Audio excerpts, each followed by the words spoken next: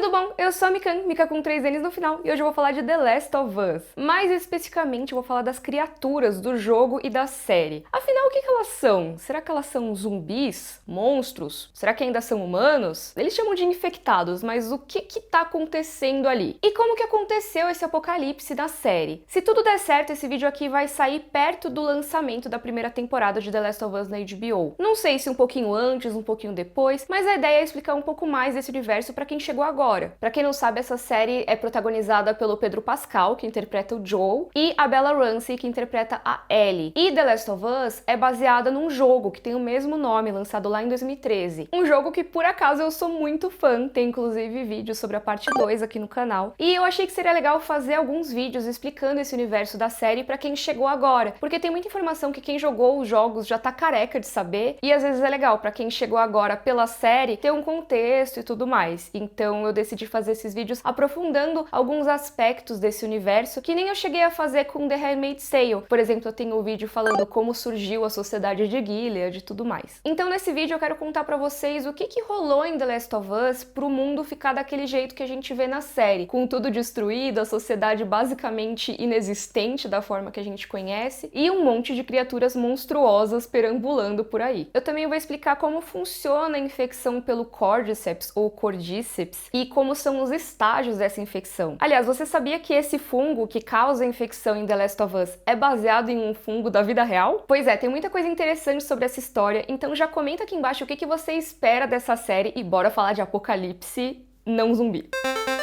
Eu acho legal começar dizendo que The Last of Us não é uma série em si sobre o apocalipse, tanto que a maior parte da história se passa 20 anos depois. Os criadores decidiram contar pra gente durante o jogo como que surgiu esse contágio, como que as coisas aconteceram, por meio de várias mini coisas espalhadas pelo jogo. Tem às vezes um bilhetinho que você pega e é o diário de alguma pessoa, ou às vezes é um panfleto distribuído pelo governo ou por alguma organização militar. Tem relatos que a gente ouve de outros personagens que presenciaram o surto inicial e contam pra gente. Então nunca é uma coisa assim detalhando passo a passo tudo o que aconteceu com todos os detalhes. Não é um jogo sobre isso especificamente. Eles optam por deixar mais em segundo plano essa ideia de que, beleza, tem essa história rolando, e aí anos atrás teve essa epidemia que espalhou esse fungo e gerou essa complicação que a gente tá vendo as consequências agora. Isso porque os responsáveis pelo primeiro jogo, o Bruce Straley e o Neil Druckmann inclusive, que tá envolvido na produção da série, ele é roteirista da série e também criou o conceito ali do primeiro jogo. Eles diziam que o foco da trama de The Last of Us sempre foi os personagens e não necessariamente o evento do contágio. E isso faz sentido na minha opinião, é bem parecido com o que eu falo sobre The Walking Dead, que The Walking Dead não é uma história sobre zumbis necessariamente. Ela é uma história sobre como a humanidade se comporta em um evento muito estressante, um evento muito caótico que destrói a maior parte das coisas que a gente conhece. Então em The Walking Dead, tanto nos quadrinhos, quanto na série, quanto nos games, você vê que, na verdade, você tá acompanhando como que os humanos reagem a esse contexto, como que os grupos de sobreviventes se organizam, como que determinadas autoridades somem e surgem depois. Então, The Last of Us é bem isso mesmo, você tem o foco nos personagens, mas em segundo plano, a gente fica sabendo por essas mini informações espalhadas como que rolou o contágio. E essa epidemia que acontece no jogo é de CBI, que é Cordyceps Cerebral Infection, que seria como infecção cerebral do Cordyceps, ou Cordyceps. Eu tô falando Cordyceps porque eu sempre achei que falava Cordyceps, e eu acho que no jogo falam assim, não tenho certeza, mas eu tava vendo o vídeo do Nerdologia e o Attila fala Cordyceps no vídeo, então talvez a pronúncia em português seja Cordyceps. De qualquer maneira, pra ler o nome da espécie eu vou falar como eu lembro dele falando, talvez eu fale errado, qualquer coisa me corrijam. No jogo essa infecção é causada por uma espécie de fungo chamada Ophiocordyceps unilateralis, mas pode chamar de Cordyceps pros íntimos. E olha só, na vida real existem mais de 400 espécies de Cordyceps, parece. É um gênero todo, tá? Mas quando eu estiver falando Cordyceps ou Cordyceps, eu tô falando desse específico que é retratado em Last of Us, tá? E como eu falei, essa espécie citada, o Ophiocordyceps unilateralis, ela existe na vida real, mas ela não afeta humanos, pelo menos até onde a gente sabe, pelo menos por enquanto, ela não afeta humanos. Ela, na verdade, costuma atacar artrópodes, principalmente insetos como formigas. Esse fungo foi descoberto lá no século XIX, depois eu conto mais sobre essa descoberta, e atualmente ele é conhecido popularmente como o fungo da formiga zumbi. Então dá pra entender por que ele inspirou The Last of Us, eu acho, só por esse nome, né? Talvez você já tenha ouvido falar nele, porque é uma daquelas coisas que aparecem sempre quando vão falar de coisas bizarras da natureza. Basicamente, quando uma formiga é pega pelo Cordyceps, quando ela é infectada, ela acaba tendo várias das características físicas, ou seja, o corpo dela, modificado pelo fungo. E ela perde o controle sobre alguns dos movimentos dela e, eventualmente, ela morre e vira meio que uma plataforma para ele soltar mais esporos. Então ele domina até o cadáver dela. Por isso é que falam que é a formiga zumbi, porque ela meio que já morre antes mesmo de morrer, sabe? Que o fungo já tá controlando ela. O Cordyceps, ele cresce e ele vai substituindo tecidos ali do corpo do hospedeiro. Então vamos supor, a formiga tem um pedacinho lá do corpo dela, o Cordyceps vai destruir esse pedaço e vai substituir por um pedaço dele que cresceu lá. E essa formiga, ela vai ficando com vários pedacinhos até pra fora do exoesqueleto dela, parecendo pedaços de cogumelo mesmo. E o fungo ainda assume o controle do sistema nervoso do hospedeiro. Então essa formiga começa a procurar lugares que são bons pro fungo crescer. Além do vídeo do Nerdologia sobre esse assunto, eu tava lendo também um texto do Pedro Ciarota, que ele fala mais sobre o Cordyceps e como ele é retratado em Last of Us. E ele fala que esse fungo, ele é muito bom de eliminar colônias inteiras de formigas, assim, porque se rola um contágio lá dentro, ferrou, elas todas acabam sendo contaminadas. Só que parece que ao longo de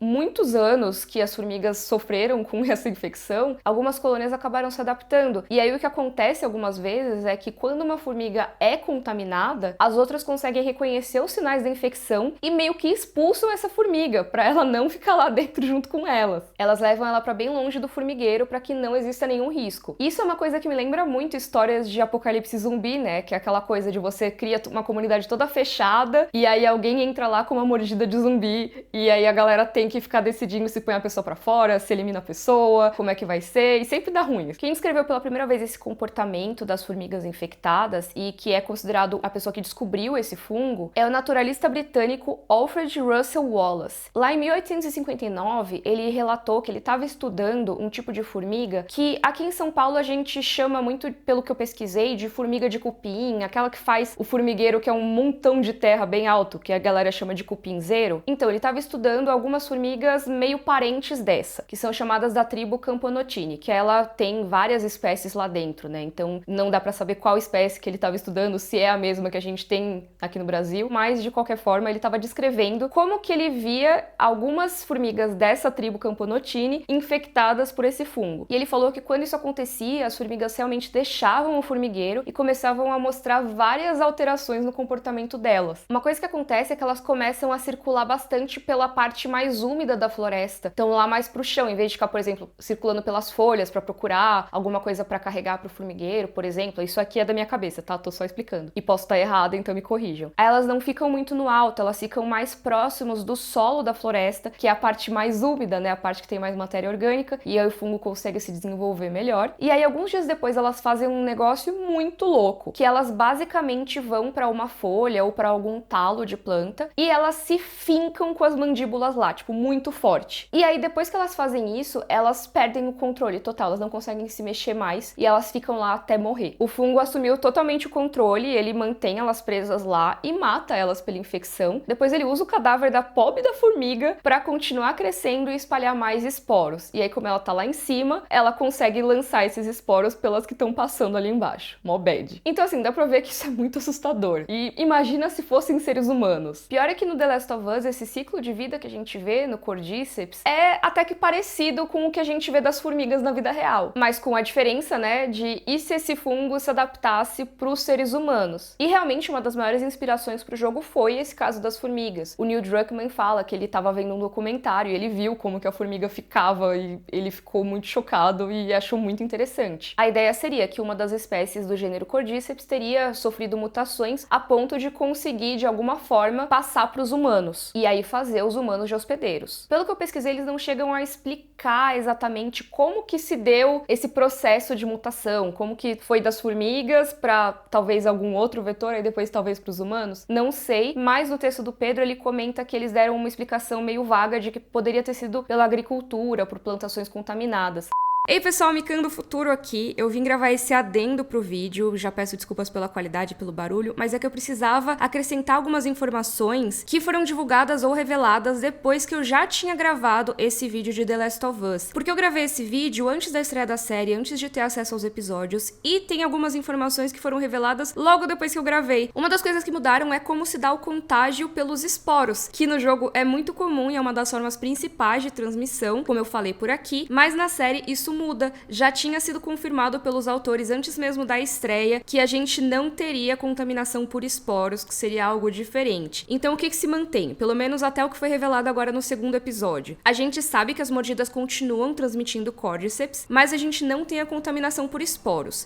Mas aí, basicamente, no jogo, a infecção dos humanos acontece de um jeito meio parecido com as formigas, esse negócio de perdendo o controle e ter várias etapas. Pra resumir muito, a gente pode dizer que o humano infectado, assim como a formiga, ele vai procurar lugares em que o fungo pode se espalhar mais. Então, apesar da gente ver infectados em lugares abertos, a gente costuma achar muitos deles em lugares mais fechados, que aí dá pra ver que os esporos estão por toda parte, que tem um monte de cogumelo na parede. E esses ambientes são muito mais propícios para que o fungo se desenvolva.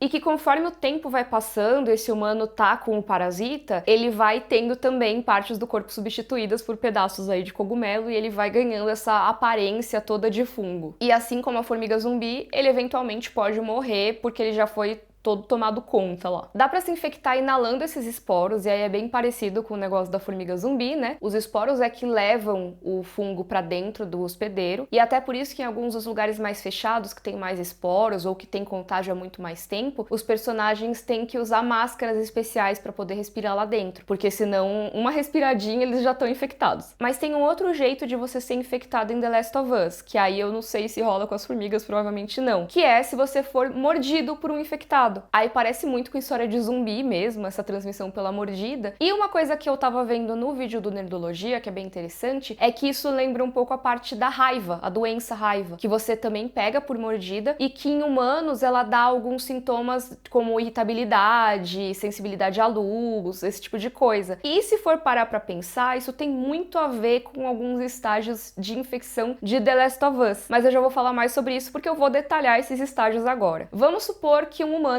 tenha sido contaminado pelo Cordyceps. O que acontece a partir disso? No jogo, a gente encontra um panfleto da Fedra, que é uma agência militar, uma agência do resto governamental dos Estados Unidos, que traduzindo ficaria como Agência Federal de Respostas a Desastres, e são meio que o governo em alguns lugares ali do The Last of Us, o que sobrou de governo. E esse panfleto, ele mostra os estágios, ele mostra como que a infecção se desenvolve. Ele dá muito da base do nosso conhecimento sobre esses estágios. São 4 estágios principais de desenvolvimento da infecção, mas tem alguns estágios meio intermediários, tem algumas exceções, porque realmente a gente está falando de uma condição biológica ali, então é normal que tenha algumas variantes de cidade para cidade, tanto que o jogo 1 e o jogo 2 se passam em locais diferentes, e você vê que em alguns momentos os infectados eles são um pouco diferentes uns dos outros. E também eu acho que é importante levar em conta que esses panfletos e essas informações, eles foram feitos numa condição de apocalipse, gente. Então, assim, eles estavam estudando os bichos conforme as coisas iam acontecendo. Tem estágios de contágio que eles só iam descobrir depois que a pessoa estava infectada há muito tempo, então não tinha como eles anotarem isso no panfleto se ainda não tinha acontecido. Ou então a comunicação entre lugares estava difícil e eles não iam ter informação de que determinado lugar era diferente. Acho que é sempre legal levar isso em conta, e acho até que isso é um pouco da magia do jogo, que você não sabe muito da situação geral, você tem acesso a fragmentos. Mas vamos lá, com base nesse panfleto, quais são os 4 principais estágios? O primeiro deles é chamado de runner, ou corredor, que são as pessoas que estão bem no comecinho da infecção mesmo, poucos dias depois de levar a mordida ou de respirar os esporos. Porque não é imediatamente que a pessoa começa a demonstrar que está infectada, demora esse tempinho até o fungo chegar no cérebro dela e tomar o controle. E mesmo esse controle vai se estabelecendo ao longo do tempo, como a gente vai ver nos estágios. Os runners, eles ainda têm a aparência humana. Eles, conforme o tempo vai passando, vão ganhando machucados e começam a parecer mais diferentes, eles andam meio curvados, e às vezes eles até ficam parados como se eles fossem meio que um cogumelo, sabe? Que tá meio passivo ali. Só que não dá pra se enganar porque eles correm muito rápido, como o nome diz. Eles têm muito vigor, muita força ainda, e eles têm uma irritabilidade extremamente alta, eles parecem que estão incomodados, ficam grunhindo, ou às vezes até gritando palavras, sabe? Mas ainda palavras humanas, dá pra ver que eles ainda sabem falar de certa forma, mas às vezes é meio sem sentido, parece que eles realmente já já estão perdendo o controle ali. E esse perder o controle não é só a mente, sabe? Parece que eles ainda têm um pouco de consciência, eles estão perdendo essa consciência, mas eles estão sentindo que tem algo errado com o corpo deles e eles não conseguem controlar muito, o que deve ser uma situação extremamente desesperadora. Inclusive, mais pro fim do vídeo, eu vou falar de um momento que explica pra gente exatamente o que uma pessoa tá sentindo nessa transição entre pessoa e infectado estágio 1. E é bem desesperador mesmo, mas vamos pra fase 2 primeiro. O segundo estágio é o stalker, ou perseguidor. E não, ele não stalkeia ninguém nas redes sociais. KKKKK. Não.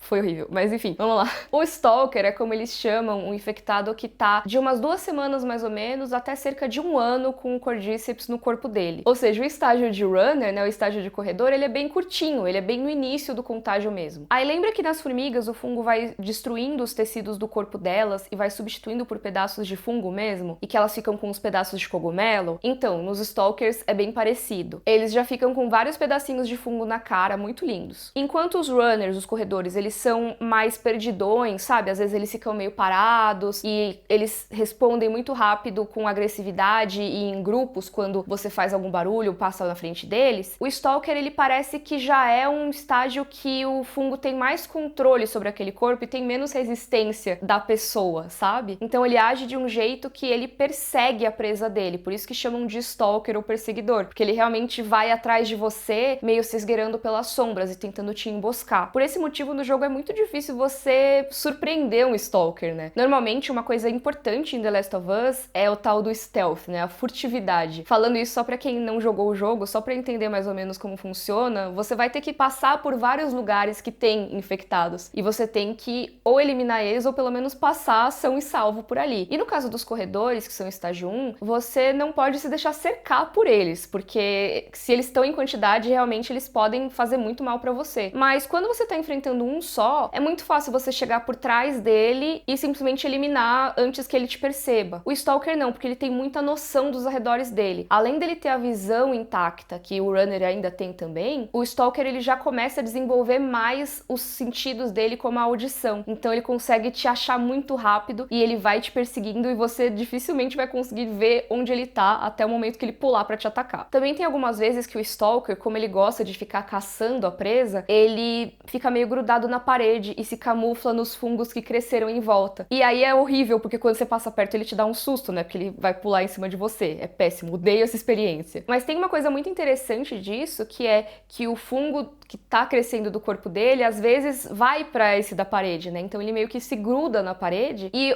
às vezes ele não consegue mais sair, porque o fungo cresceu tanto que ele só tá lá espalhando. É meio que nem o negócio da formiga, que ela se finca na planta e vai espalhando esporos. Então o stalker também acaba fazendo um pouco isso. Ele tá lá, tá espalhando esporos, ele não consegue necessariamente ir atrás da presa, mas ele tá cumprindo a função de reproduzir o fungo ainda assim. E muitos deles, às vezes, não passam desse estágio de evolução do fungo. Eles ficam lá na parede, eles viram um fungão gigante e ficam meio calcificados lá. Eles meio que secam e viram só fungo mesmo. Mas boa parte deles acaba indo pro terceiro estágio, que o stalker ele é meio raro assim no mundo de The Last of Us. E faz sentido porque muito do contágio rolou anos e anos atrás, né? Então a gente encontra mais a galera que tá infectada ou muito recentemente, ou a galera que tá há mais de 1 ano, que é o caso do clicker ou instalador, que é o nosso terceiro. Eles têm esse barulho porque eles ficam fazendo um barulho de clique mesmo pra ecolocalização. É tipo um sonar, meio que nem morcego, sabe? Faz barulho de noite e tal. Porque o que acontece com o clicker é que ele tá há tanto tempo com o fungo, né? Já faz cerca de 1 ano que ele tá infectado, que o fungo já cresceu ali pra além do crânio dele, sabe? Então já destruiu toda a parte de visão dele. Ele ocupa toda a parte da frente do rosto dessa pessoa. Isso quer dizer que os clickers são completamente cegos. Eles não veem as pessoas passando na frente deles, não veem o que está acontecendo na frente deles. Mas isso não quer dizer que eles não sintam, porque eles têm a audição muito aguçada e eles também conseguem usar essa ecolocalização. Então, mesmo se você estiver passando escondido atrás dele e você fizer algum barulho, já era, porque ele vai vir atrás de você e vai te atacar. É meio que uma mistura de Apocalipse Zumbi com Um Lugar Silencioso, uma delícia. O clicker ele é um dos inimigos inimigos mais clássicos de The Last of Us, na minha opinião. Eu acho que é um dos mais característicos também, eu acho ele mais único, sabe? Que ele não é uma vibe mais zumbi, assim, que nem a gente tem os corredores, e ele tem essa questão toda de você ter que ter a furtividade pra passar por ele. Você tem um certo desafio, porque ele tem uma sensibilidade muito grande mesmo ao som. Então, se você tem, por exemplo, uma tela que tem vários inimigos misturados, por exemplo, você tem um corredor, você tem um clicker, você tem um stalker, cara, os outros vão vir te caçar e eles vão fazer barulho. E aí o clicker vai vir atrás de você. Ele não vai atrás dos outros, não. Ele vai atrás de você. E aí você se ferra por causa do barulho dos outros infectados. Olha só que chato. E é lógico, eu tô falando do jogo, mas na série eles também vão trazer esse problema. Eles também vão ter momentos em que os personagens têm que se esgueirar porque o clicker não pode ouvir eles. Porque eu acho que isso é uma coisa muito fácil de traduzir pra tela. É que nem,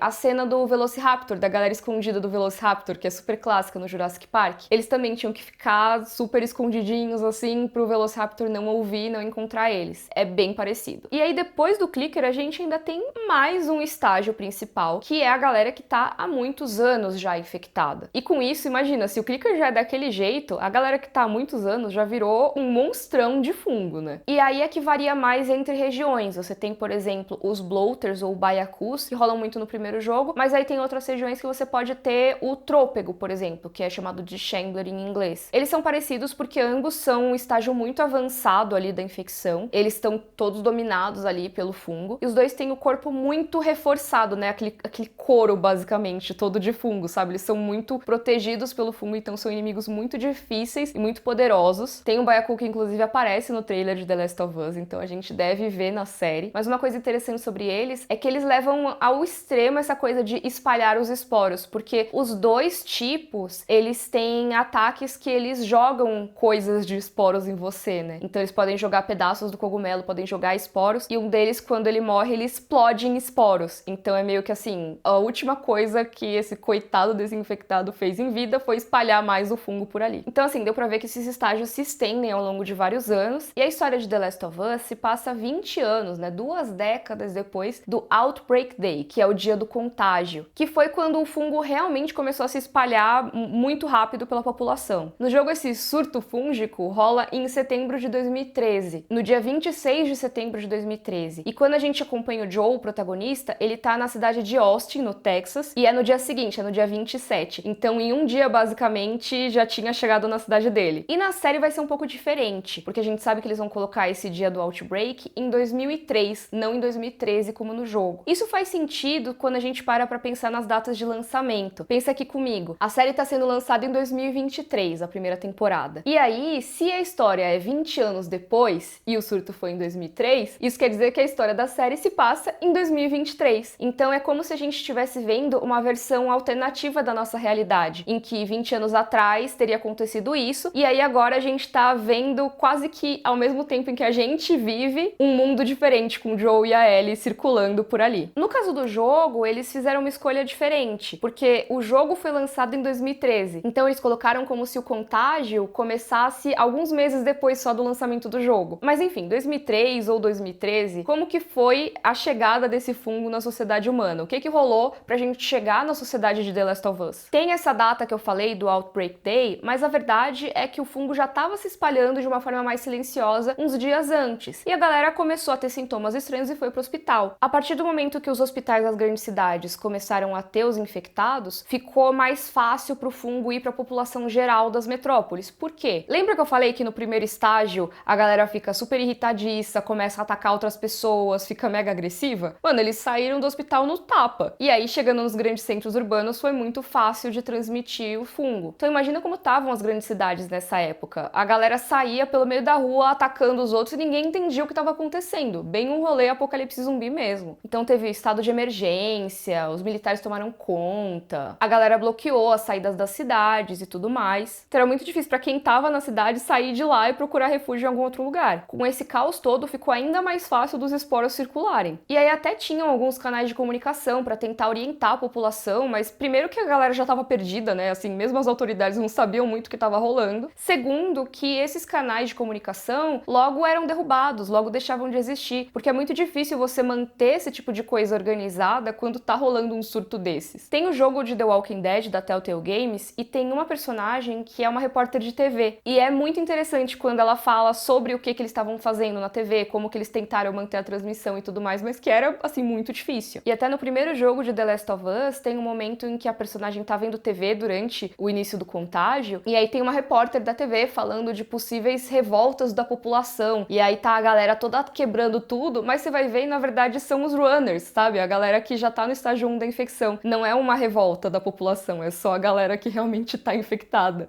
E outra coisa que mudou foi que agora os infectados têm coisinhas saindo ali da garganta deles. Não sei se são hifas, se são micélios, não sei exatamente qual é a terminologia aqui. Se você estuda fungos, comenta aqui embaixo qual seria a expressão correta para falar desses filamentos que saem aí da garganta dos infectados. Mas o fato é que eles soltam esses pedacinhos ali de cogumelo, esses filamentos, o que é muito parecido com o que a gente vê das formigas quando elas são contaminadas ali pelo Ophiocordyceps, porque elas também começam a brotar estruturas ali do Cordyceps no corpo delas. Outra coisa que eu não comentei no vídeo e é mostrada pela série no segundo episódio é a conexão entre vários organismos que são contaminados pelo Cordyceps. A gente vê isso no jogo com algumas coordenações que tem ali entre alguns infectados, mas não é tanto assim. Já na série foi mostrado que se você, por exemplo, pisa em alguma parte ali do micélio, se você pisa em algum fungão ali que tem de Cordyceps, naquelas áreas que tem um monte de fungo espalhado, se você pisa em um desses locais, todos os infectados daquela região que estão conectados ali poderiam ter essa informação de onde você tá. Eu gostaria de estudar mais a respeito disso, então eu não vou ficar explicando por aqui, mas eu sei que isso é uma coisa que já é bastante discutida na comunidade científica a respeito de uma comunicação entre redes de fungos, né? Então que existiriam micélios ali muito grandes que se estendem um monte, às vezes até por vários hectares. E é bem interessante que a série tenha trazido isso também. De novo, vou estudar mais a respeito, isso é só um adendo pro vídeo não ficar incompleto, mas é uma informação que eu acho bem interessante. A última informação que eu queria acrescentar para essa participação da Miriam do Futuro é em relação à possível conexão entre alimentos contaminados e todo o contágio pelo Ophiocordyceps. Porque surgiram vários vídeos nas redes sociais falando de uma possível explicação para um contágio que tem no primeiro episódio, e eu acredito que o segundo episódio confirme um pouco essa teoria. Então, spoilers, tá? Se você quiser pular, vai ter aqui na tela, mas eu imagino que se você chegou até aqui, isso não faça tanta diferença. Por que as pessoas estavam falando que poderiam ser os alimentos? Porque a senhora Adler, que é o primeiro infectado que a gente vê realmente em ação no primeiro episódio, ela tá comendo uns biscoitinhos ali no começo, né? Estão colocando na boca dela. E esses biscoitinhos provavelmente são feitos de farinha. E aí surgiu a teoria de que talvez ela não tenha se contaminado na cidade. Talvez tenha sido a comida contaminada mesmo. Isso corresponde um pouco ao que a gente vê no segundo episódio, porque é discutido que os trabalhadores que se rebelaram foram de local que armazenava grãos. O que a cientista que eles chamam ali diz que é um substrato perfeito. Então esse fungo poderia ter se alastrado ali e aí sim contaminado os humanos. E isso tem a ver com algo que aparece no jogo, porque no jogo, logo que você pega um jornal ali no começo, tem a notícia de que algumas plantações, né, crops, então a colheita de plantação, contaminados tinham sido meio que banidos pelo governo dos Estados Unidos. Então essa origem do contágio também pode ser a mesma dos jogos. É isso, quis acrescentar essas informações aqui para lançar o vídeo sem ficar desatualizado para vocês. Talvez outras informações sejam reveladas pela série, mas aí se você tá no futuro e tá vendo esse vídeo, comenta aqui embaixo para atualizar a gente.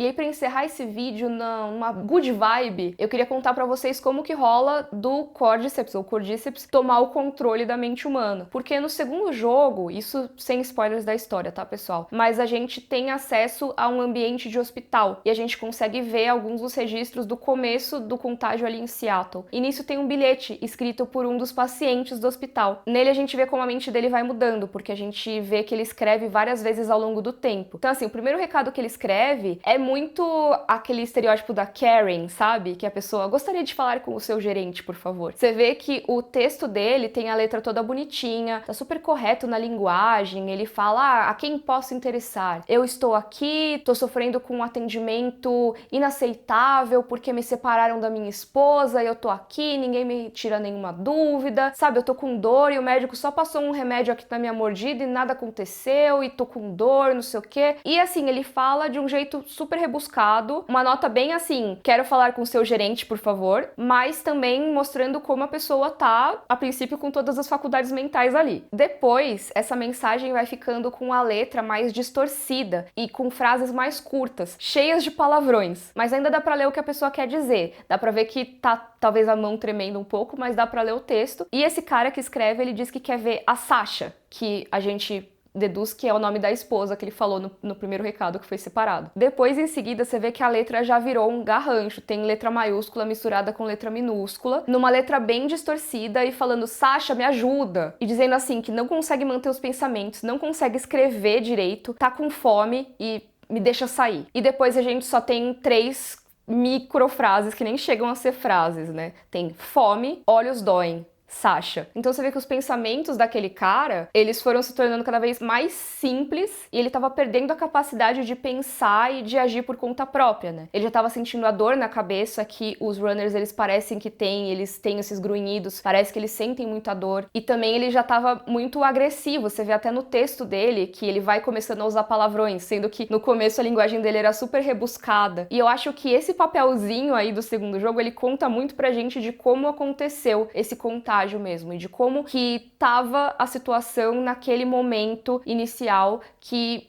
É lógico, a gente não vê tanto dessa parte, a gente vê 20 anos depois, mas eu acho que ajuda a entender o que tá rolando na série quando a gente pensa como que foi essa situação traumática pra todo mundo que é maior de 20 anos. Bem tenso, né? Fico até meio na bad de falar essa história, mas é que eu acho que é bem interessante pra entender mesmo esse aspecto. E eu queria até perguntar pra vocês o que vocês acham, se vocês acham que a gente vai ver alguém se transformando em The Last of Us, essa coisa de pouco a pouco. Porque isso do papelzinho com os estágios, a pessoa escrevendo várias vezes, é uma coisa muito prática de fazer quando você vai fazer uma narrativa num videogame. Você tem esse bilhete lá, você vai contando por pedacinhos espalhados, por panfletos, por recados. E numa série ou num filme, você tem que mostrar de outras formas. Você pode, é claro, deixar pôsteres espalhados pelo cenário, mas eles acabam não trazendo tanto atenção quanto no caso de um jogador que poderia abrir aquele panfleto e ler tudo. Então, vocês acham que a série vai acabar mostrando pra gente estágio por estágio? Vai mostrar alguém se transformando de pessoa comum a ser infectada e depois virar um corredor, runner? Ou você acha que eles vão acabar adaptando de uma outra forma? Também comenta aqui embaixo suas expectativas pra primeira temporada, ou se você estiver vendo isso no futuro, o que você tá achando da série. E eu também aceito sugestões de outros temas de vídeos nesse universo. Se você gostou, por favor, curte o vídeo e assina o canal. Um beijo, até a próxima. Tchau, tchau!